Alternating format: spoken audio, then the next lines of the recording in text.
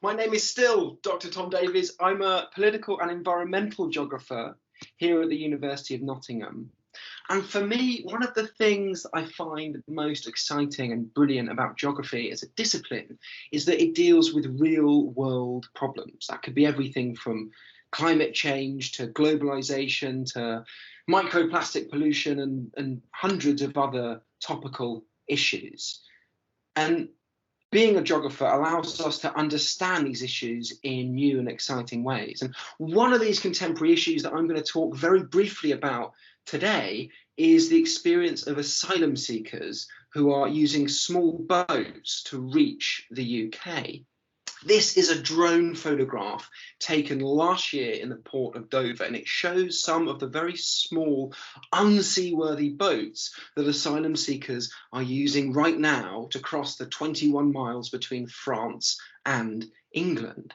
Last year, over 8,400 people made their way from France to the UK shoreline in boats such as these. And this drew significant media attention even in the midst of the COVID-19 pandemic, when overall asylum applications in the UK dropped to a 10-year low. And it's worth emphasising when we're thinking about this, that 98%, the vast majority of people who made these dangerous crossings, did so in order to claim asylum. Now, the UK state, like many developed countries around the world, do everything in their powers to stop refugees asserting their humanitarian international right to claim asylum. They build fences and patrol borders. In other words, they make it as difficult as possible to get to the territory that they want to claim asylum on. And sadly, last year, 7 people died after making these crossings, bringing the total deaths since the year 2000 to 300 at the shores of England. Now, how do we understand what's going on at a larger geographical scale? Well, if we take a step back and look at the so-called refugee crisis, I want to ask you guys a rhetorical question. Which 3 countries host the most refugees? Think about everything that you've seen on the news for the last 5 years. Which 3 countries come to mind? Well, according to the UN, the list looks a bit like this. Turkey, way out ahead, followed by Pakistan and Uganda. You have to go down to the 6th pole position to find a European country, Germany. Why has Germany taken more refugees than other European countries? Well, to understand that, perhaps we need to look at European history and the long spectre of the Holocaust and the spectre of the camp that still haunts Europe. What if we look at this in another way? If we look at the number of refugees per 1,000 inhabitants, Lebanon is light speeds ahead of any other country, doing far more. Almost 1 in 5 people in Lebanon are refugees, 164 per 1,000 people. What's the number in the UK? Less than 2. Less than 2 refugees per 1,000 inhabitants. So looking at these numbers, the idea that there is a so-called refugee crisis in Europe, let alone the UK, is pure media and political fiction. But that brings us to this question I started with. Why are people making these perilous, dangerous crossings to reach the UK? Well, that's a complicated answer, but there's 2 answers in this photograph. I took this photograph a few years ago in the so-called Calais jungle camp in northern France, just across the border from England.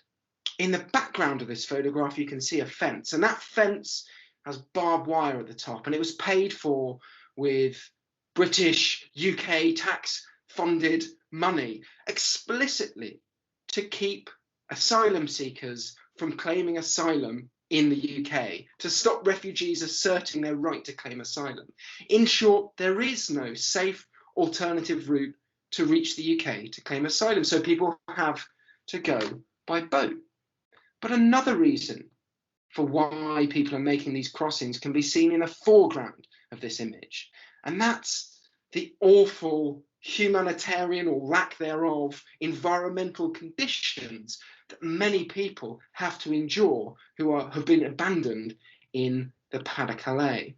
I did an environmental health survey, a geographical study of the camps that people live in northern France recently, and found that for 3,000 people there were only 5 water points. And what's more, these water points, some of which were contaminated with fecal matter. There's no place here to wash your clothes. So lots of people, about 1/5 of the population, have scabies. When it comes to food, there's no place to store food safely. So that's often full of bacteria, meaning people have gastrointestinal illnesses.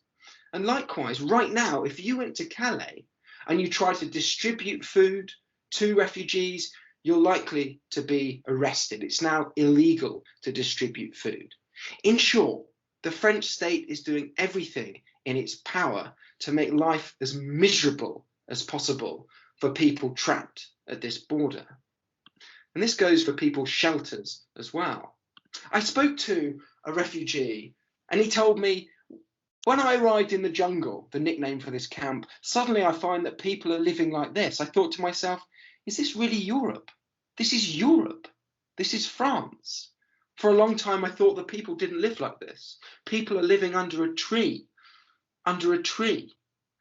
And this man from Sudan is right to be shocked, I think. These actions and inactions taking place right at the border of the UK are the result of political choices. France, after all, is one of the richest countries in the world. It can easily afford to look after refugees if it wants to. And likewise for our country as well. We might understand what's going on as a form of violence. So what I've just talked about is an example of what could be called political geography. And this is a topic that you'll come across in your degree. In your first year, if you choose to take the human geography route, you're going to look at exploring human geography, one of the modules that gives a broad overarching picture of geography. In the second year, there's a module called political geography. The clue's in the name. And in that module, you're going to look at the uneven distribution of power. And by the third year, if, as was said earlier, you've chosen this particular specialism, you can dig into this concept of violence and explore how violence is not only something that's necessarily direct, that's visible, and that's immediate, but how violence, just like we're seeing in Calais and just like we're seeing in the English Channel, is sometimes something that's built in to the very fabric of society itself. I'm really looking forward to exploring these kind of ideas with you in the future. I hope you choose Nottingham, and until I meet you in person, goodbye.